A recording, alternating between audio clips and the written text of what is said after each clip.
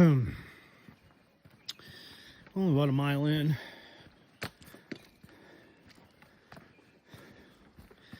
Kind of have a steep climb up to this short, flat part. And up ahead, in the next mile, there's a couple campsites and a stream crossing. And then a little bit farther, I'll join up with the other trail. I took the short, steep part, and then onward and upward.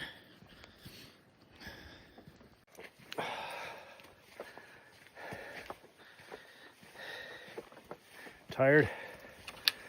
I can got my first glimpse of snow up there, and there's no one out here but me. I saw two dudes at the trailhead, an old guy and a younger guy, and they were both hiking on the Rainbow Trail, which is like 100-mile trail that goes all the way basically down I think the east side of the Sangres, kind of more at the base of the mountains, and it's more flat. It's not flat, but it's more flat than this. And then there's all these offshoots that go up these glacially cut valleys up to these alpine areas. And that's what I'm doing. But yeah, one guy was going south on the Rainbow and one guy was going north on the Rainbow.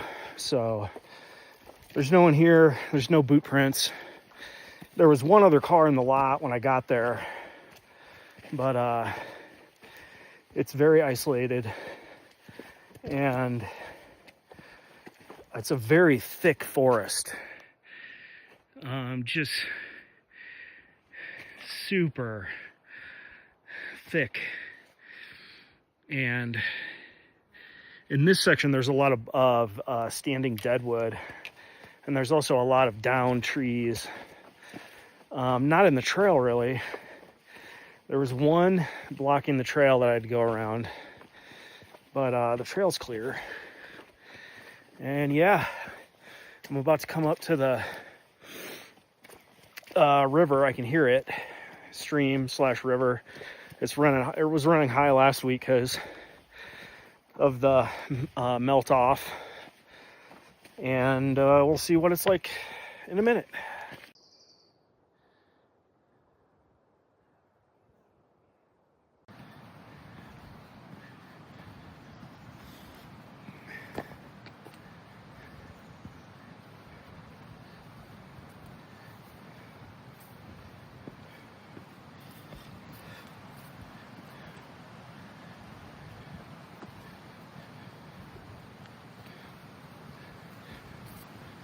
Damn delicious. Mountain meadow.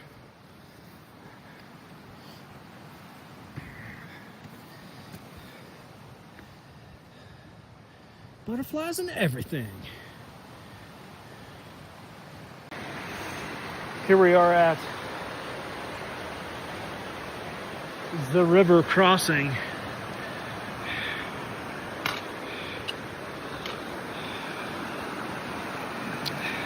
Creek. It's a creek.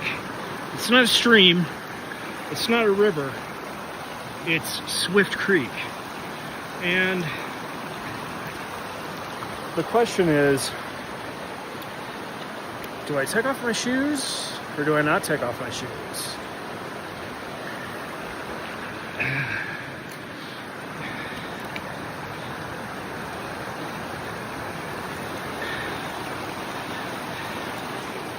I think that's navigable without getting wet and without taking off my shoes. And without dropping my phone in the water.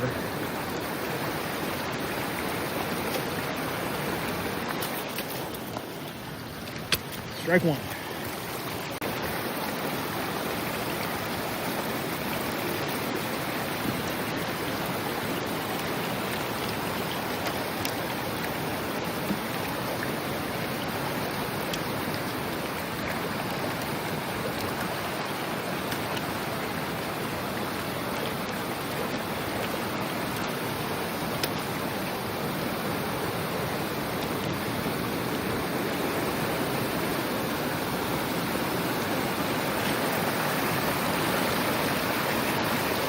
looks pretty shady.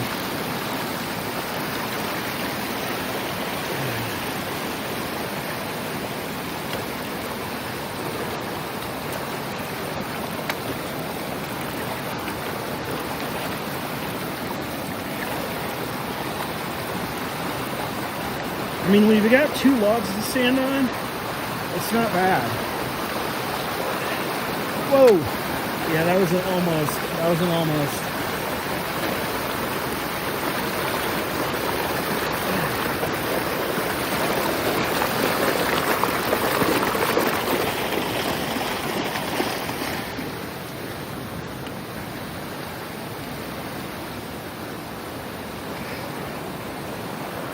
Okay. Piece of cake.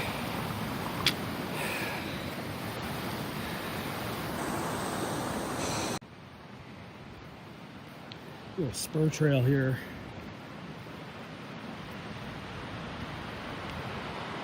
Oh yeah.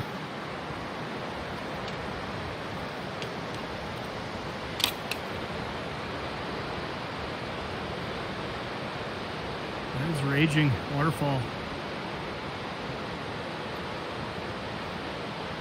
I just came up a steep part. It's not I'm not quite past it, but we're yeah, headed up into a new valley, like a hanging valley up here. It is hailing. I don't know if you can see that. These little hailstones. But the cloud, I mean, there's blue skies up there. Like, it's just like this one big cloud above me that is gonna, I'm gonna move out from under it here in a couple minutes, but kind of funny. Changing conditions in the mountains. It was like 80 degrees and sunny and hot at the trailhead. And it's like 15 degrees cooler up here, as expected. And it got dark and spooky, and now it's hailing. Oh, look at that. A waterfall up there.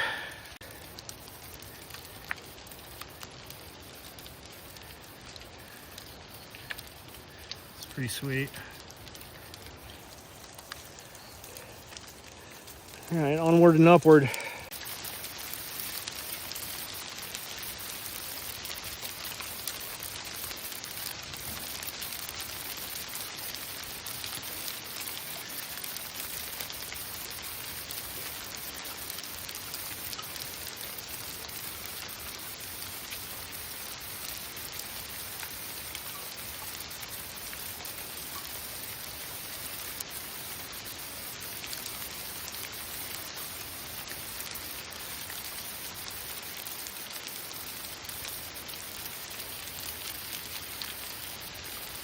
Not the first time I've been hailed on in the Sange de Christo range, that's for sure.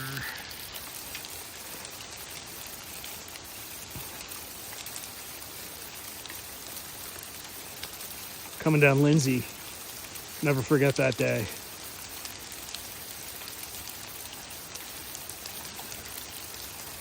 Trying to, almost got, like, couldn't cross the Huerfano, is that it? The Huerfano? It was complete and total flood stage. We were soaked through to the bone, even with rain gear. And yeah, that was fun. Well, the sun came out. There's my storm that just hit. And look at this dead forest. That's like 80% dead.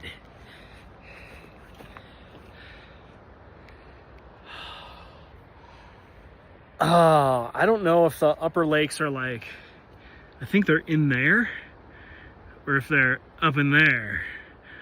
But one thing's for sure, it's up. I don't know if I'm gonna make it today, but we're gonna try. And this looks like a good spot for a rest. It's a big camp up here. I just passed the junction with that other trail, and I ran into an older couple. First people I've seen today up here. Wow, look at this. Not exactly leave no trace, but what? This is like a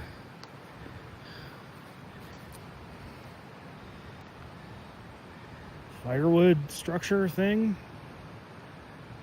I don't know. Great camp though. Close to the water. Yeah, this older couple, talked to him for a minute, and yeah, they said I was close. I'd done the lion's share of it. It's like 2 more miles or something. And I looked at the map. I think I've got like another 800 feet vert or something like that. So it's steady going up. What do you know? I made it to a boulder field.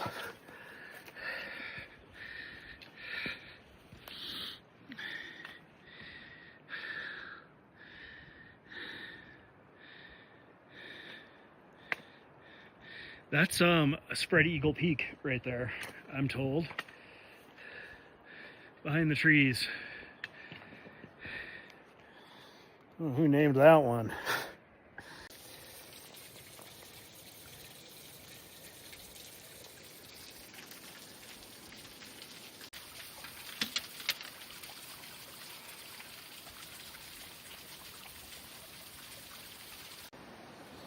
That is Spread Eagle Peak. And look at the fold here. The folded rock is incredible.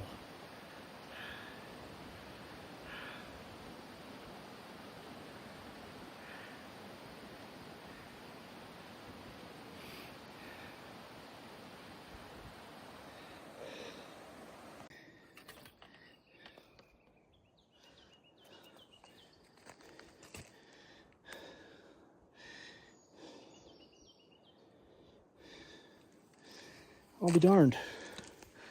A rocky trail that goes upward.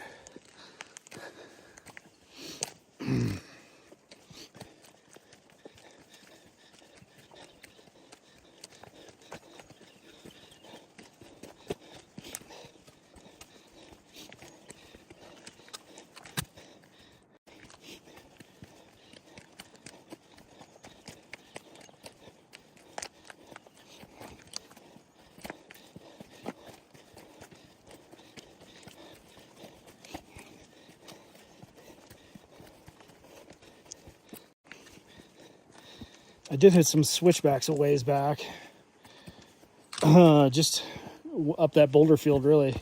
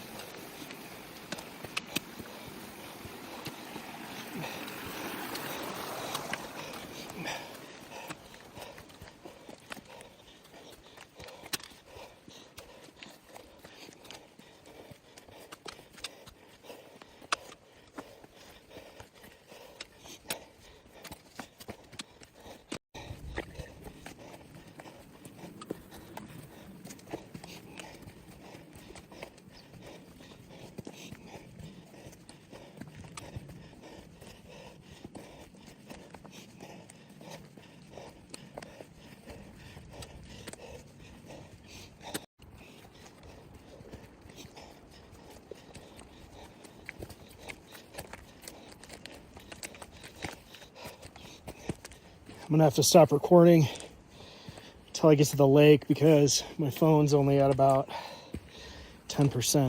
My phone's at 10%, but I just turned it back on because about 50 yards back I saw a fresh moose print, a moose track, and there was a baby moose track there as well. And I just saw something move up ahead, and I think it was a deer, but I'm not sure what it was. It looked like it was bounding away. It looked kind of like a brown something, a brown furry something bounding away that was large. Like it wasn't no squirrel.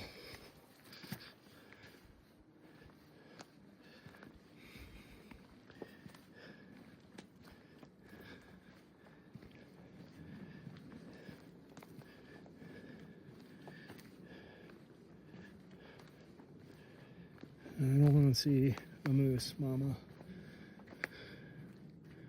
It was right here.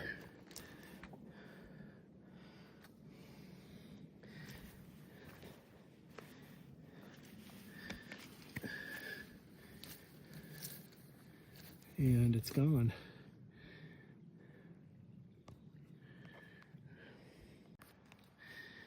And here we are at the lake.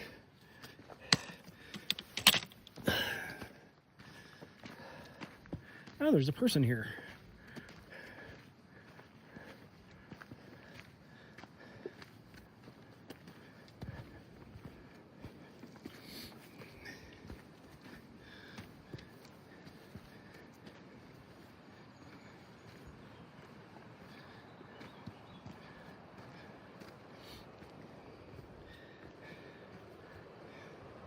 Hello. How are you guys? You alright with dogs? Yeah, totally.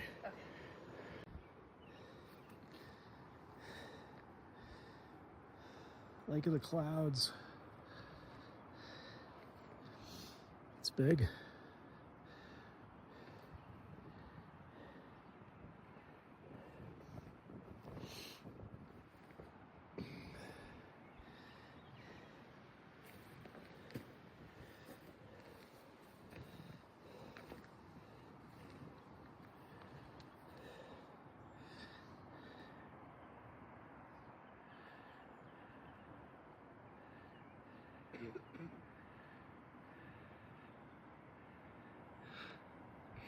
I don't know what those peaks are.